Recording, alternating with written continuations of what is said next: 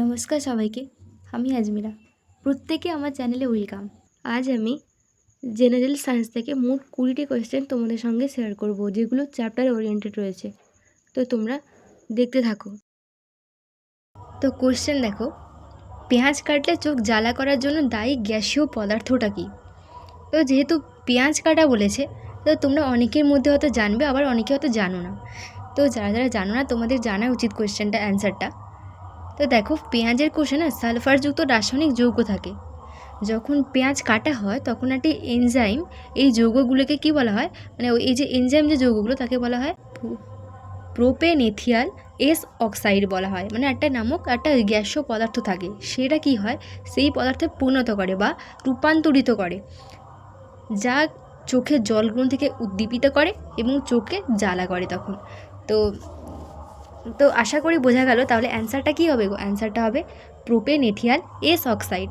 এটার কারণে কিন্তু মানে এটার জন্যই কিন্তু কি হয়, যে আমাদের যে পেঁয়াজ কাটলে চোখটা কিন্তু জ্বালা করে। তো বোঝা গেল আশা করি। নেক্সট কোয়েশ্চেনটা দেখো, শব্দের তীব্রতা পরিমাপের একক কী? তো শব্দের তীব্রতা পরিমাপক যন্ত্রটা, সেটা তো তোমরা অনেকেই জানবে, এটা হচ্ছে ডেসিবেল। তো সবাই জানো, আগে থেকে বাচ্চাকাল থেকে পড়ে এসছো, শব্দের তীব্রতা পরিমাপ করা হয় কার সাহায্যে? ডেসিবেল অর্থাৎ ডিভি এর সাহায্যে। আর এটি একটা লগারিদম স্কেল, যা কি হয় মানুষের কানে শব্দ তরঙ্গের শক্তির অনুভূত মাত্রা প্রকাশ করে। মানুষের শ্রবণযোগ্য যে সর্বনিম্ন শব্দের তীব্রতা, সেটা কি কত বলো তো? 0 ডেসিবেল। বোঝা গেল? ঠিক আছে, এরপরে কোয়েশ্চেন, এরপরে হলো কোন প্রকার রক্তকণিকা মানবদেহে রোগ প্রতিরোধ ক্ষমতা গড়ে তোলে? তোমরা অনেকেই হয়তো পারবে বা অনেকেও পারবে না, তো আমি বলে দিলাম, তোমায় বলে দিচ্ছি।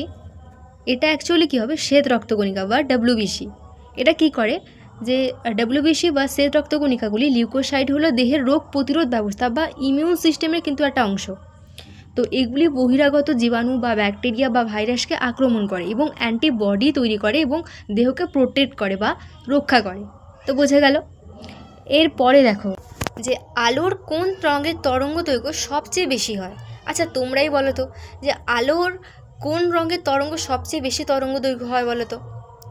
তো এটা অ্যাকচুয়ালি হবে লাল রঙ। কেন বলো তো?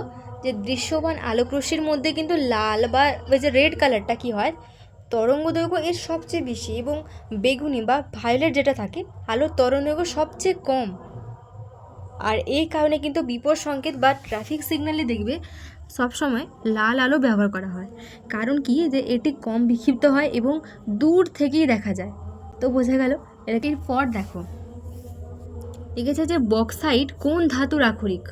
আচ্ছা বক্সাইট, তো এটা তো মানে অনেকে হয়তো পড়ে এসছো আগে, এটা হচ্ছে অ্যালুমিনিয়াম। বক্সাইট হচ্ছে কি অ্যালুমিনিয়াম ধাতুর আকরিক। তো এই যে আকরিক থেকে কি হচ্ছে, রাসায়নিক প্রক্রিয়ার মাধ্যমে অ্যালুমিনিয়াম ধাতু নিষ্কাশন করা হচ্ছে। অ্যালুমিনিয়াম হলো পৃথিবীর ভূত্বকের সবথেকে বেশি পরিমাণযোগ্য পাওয়া ধাতু। বোঝাতে পারলাম? তো অ্যান্সারটা হবে অ্যালুমিনিয়াম।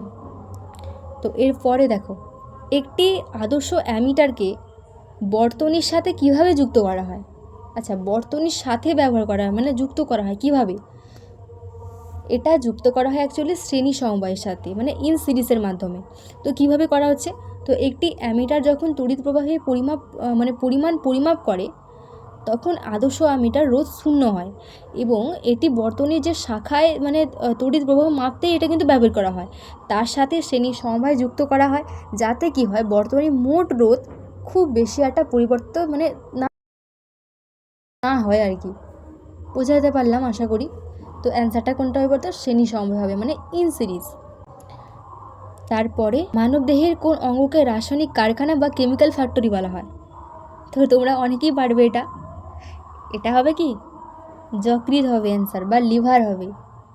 তো যকৃৎ কী হয় না, যকৃৎ বা লিভার কী হচ্ছে মানবদেহের বৃহত্তম গ্রন্থি। এটা কিন্তু অনেক সময় অনেক পরীক্ষা আসে, তো তোমরা এটাকে ভালো করে এটা দেখে রাখবে যে মানবদেহের বৃহত্তম গ্রন্থি কোনটা। তো এটা হবে কি, যকৃৎ হবে। তো এটি বিপাক বা কী হবে মেটাবলিজম বা পিত্তরস উৎপাদক বা রক্তকে মানে সাফাই করতে ব্যবহার করা হয় এবং গ্লাইকোজেন সঞ্চয় এবং সহ, এবং এছাড়াও কি হচ্ছে মানে বহু রাসায়নিক যে কার্য সম্পাদন হয় না, তো সেগুলোর ক্ষেত্রেও কিন্তু এটা ব্যবহার করা হয়। তো সেই কারণে কিন্তু অ্যাকচুয়ালি কি যকৃৎকে আমরা রাসায়নিক কারখানা বলে থাকি বা কেমিক্যাল ফ্যাক্টরি বলে থাকি। পরে দেখো কোনটি কী দিয়েছে। এর পরে রয়েছে কোন বলের জন্য বৃষ্টির ফোঁটা গোলাকার হয়। বৃষ্টির ফোঁটা গোলাকার হয়, এটা তো অ্যাকচুয়ালি ভাব পৃষ্ঠটানের জন্য, অর্থাৎ সারফেস টেনশনের জন্য। তো পৃষ্ঠটান হলো কি তরলের সেই ধর্ম যার ফলে কী হয়, তরল তার পৃষ্ঠের ক্ষেত্রফলকে সর্বনিম্ন করার চেষ্টা করে। কিন্তু একটি নির্দিষ্ট আয়তনের জন্য কি হয়, গোলকের পৃষ্ঠের ক্ষেত্রফলটা সর্বনিম্ন হয়। তো বোঝা গেল, তাই কিন্তু কি হয় যে মানে বৃষ্টির জলে ফোঁটাটা কিন্তু গোলাকার আকার কিন্তু ধারণ করে। তো বোঝা গেল, তাহলে অ্যান্সারটা কী হবে, পৃষ্ঠটান হবে বা সারফেস টেনশন হবে। এর পরে কোশ্চেনটা রয়েছে সাধারণ লবণের নাম কি। এটা তো তোমরা সবাই পারবে। সাধারণ লবণের নাম কি? Sodium chloride, NaCl। তো আমরা যে দৈনন্দিন জীবনে যেসব লবণ ব্যবহার করে থাকি তারই কিন্তু রাসায়নিক নাম সোডিয়াম ক্লোরাইড, NaCl।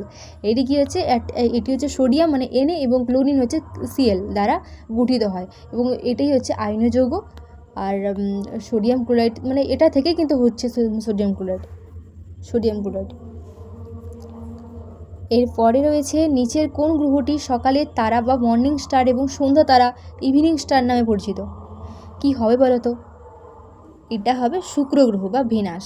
কেন না, শুক্র গ্রহ সূর্যের কাছাকাছি থাকার কারণে এটিকে কি হচ্ছে, শুধুমাত্র সূর্যোদয়ের আগেই কিন্তু পূর্ব আকাশে বা সকালের তারা হিসেবে আমরা কিন্তু বুঝতে পারি। তো বোঝাতে পারলাম। এবং সূর্যাস্তের পর অর্থাৎ সূর্যাস্তের পরে তখন কী হচ্ছে, পশ্চিম আকাশে সন্ধ্যার তারা কিন্তু আমরা দেখতে পাই। তো এটি পৃথিবীর কিন্তু সবচেয়ে নিকটতম গ্রহ এবং সৌরজগতে কি উষ্ণতম গ্রহ। এবং যদি এখান থেকে যদি কোশ্চেন আসে যে পৃথিবীর উষ্ণতম সৌরজগতে উষ্ণতম গ্রহ কোনটি, তাহলে কিন্তু অ্যাকচুয়ালি কী হবে, শুক্র গ্রহ বা ভেনাস হয়ে যাবে। এবং এখান থেকে অন্যান্য আরও কোশ্চেন দেখা যায় যে পৃথিবীর সবচেয়ে নিকটতম গ্রহ কোনটি, তো ভেনাস হয়ে যাবে।